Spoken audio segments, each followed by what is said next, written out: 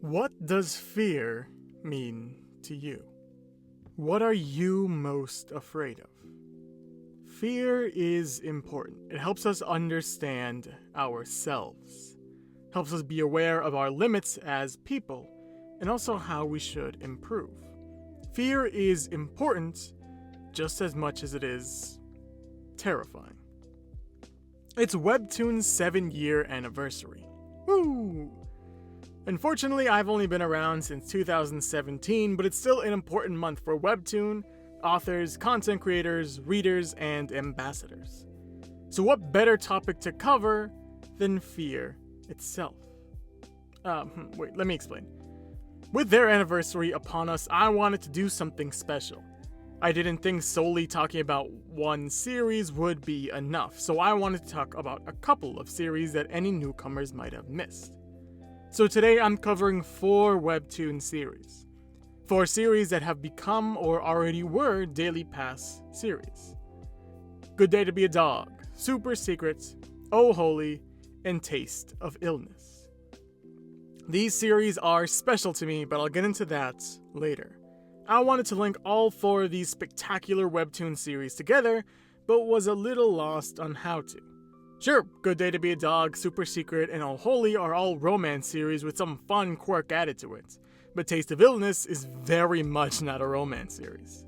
Not to mention, all of them being Daily Pass series means that doing a complete character arc would be difficult. So instead, I wanted to discuss a topic that's touched in all of these series. That topic being fear, rejection, and acceptance. Let me quickly explain each of these series, in case you haven't read any of them. Good Day to Be a Dog follows Hana Song. At first, a seemingly normal person in all aspects of life, except dating. Relatable. Actually, it's a little more of a problem than just your average failed romances. As whenever she or any of her ancestors would kiss someone of the opposite gender, they would turn into a dog from midnight to morning. Think of it like a werewolf, but instead of turning into a powerful and menacing monster of the night, they turn into this adorable and almost doll-looking white puppy. And the only way to get rid of your curse is to have the person who kissed you kiss you again while you're in your dog form. It's a simple solution. Kind of. There are 3 major problems that Hana faces. The first is the curse itself.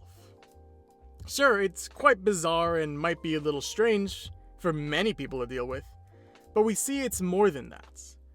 I mentioned that her ancestors also received the curse, which includes her sister, and that's where the issue arises. As one of her sister's previous partners didn't only freak out when he found out, but he also called her a monster. Imagine that, a monster, a freak, a weirdo.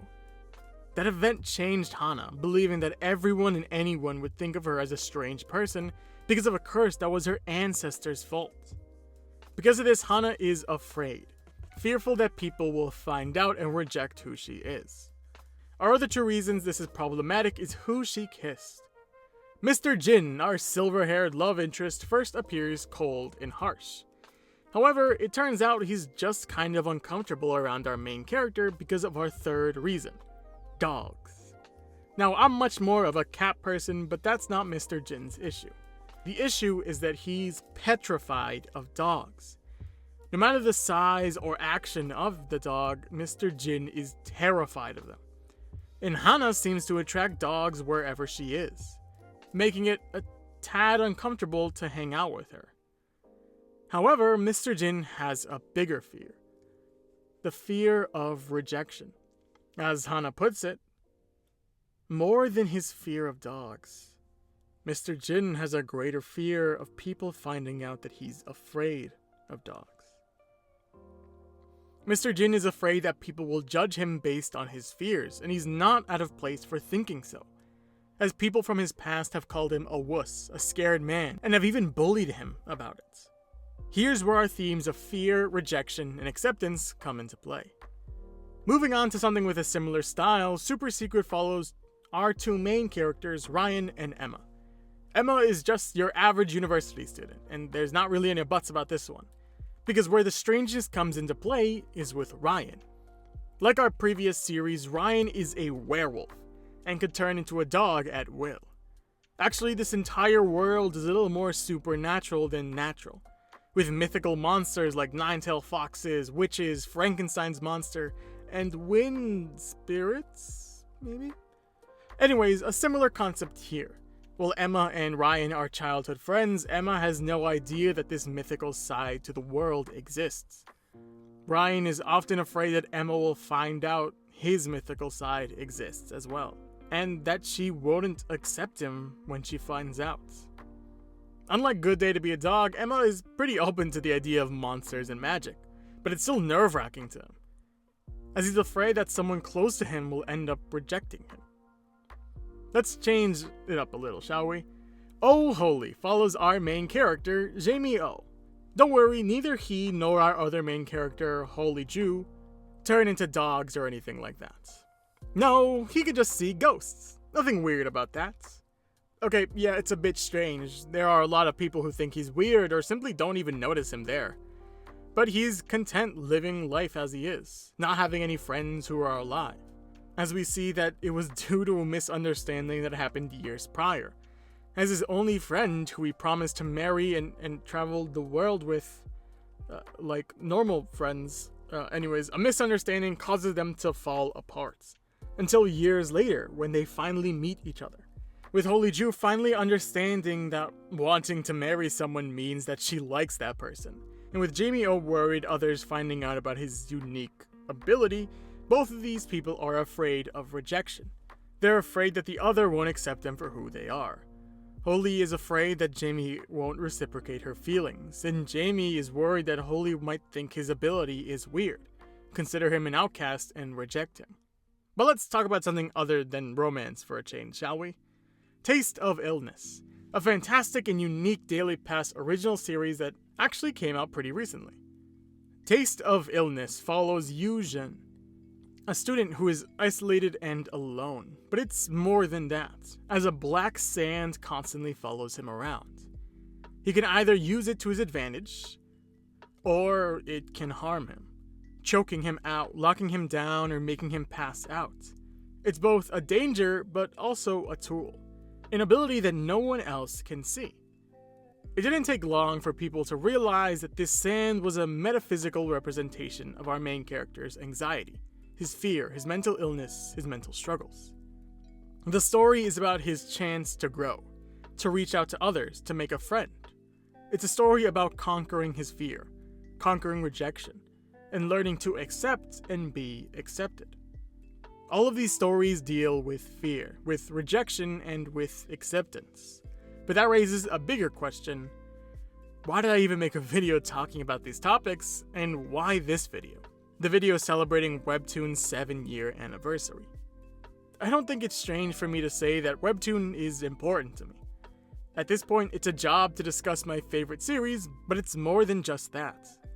I've been reading Webtoon for almost 4 years, and I mentioned that these series are special to me, and that's because of their themes. I've never been the most outgoing person. Unsurprisingly, the shy and shy chef is quite literal. But I remember when I started reading these series, I remember talking to others that would read the exact same ones. I remember my school friends who would react to the series we were reading, whether it be Good Day to Be a Dog, Super Secret, or Oh Holy.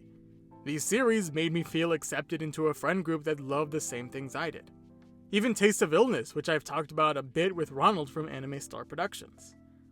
These Webtoon series have their purpose, whether it be an adorable or comedic romance story, or a beautiful crafted tale of mental illness, but these stories also have a different purpose, as they're all stories of fear, mainly the fear of rejection, fear that someone might not love you back, fear that someone won't accept all your flaws, fear that some people might think you're strange or a wuss, fear that people won't like you for you. But in all of these series, while that fear may not be unfounded, it's rarely the final outcome, as more often than not, they're accepted for who they are. And yeah, you could chalk that up to it being just a story. But remember, these people don't suddenly triumph over their fears. By the end of the story, many do still live with their fear. But now they have someone to help them conquer it, someone to help them overcome it. Thank you, Webtoon, for gathering together storytellers to tell stories of love, of triumph, of heartbreak and of sadness, of pain, of difficulty, of purpose. And thank you for giving me a chance to talk about the thing that I love. But that's all for today. So happy anniversary, Webtoon. And here's to another year. Take care.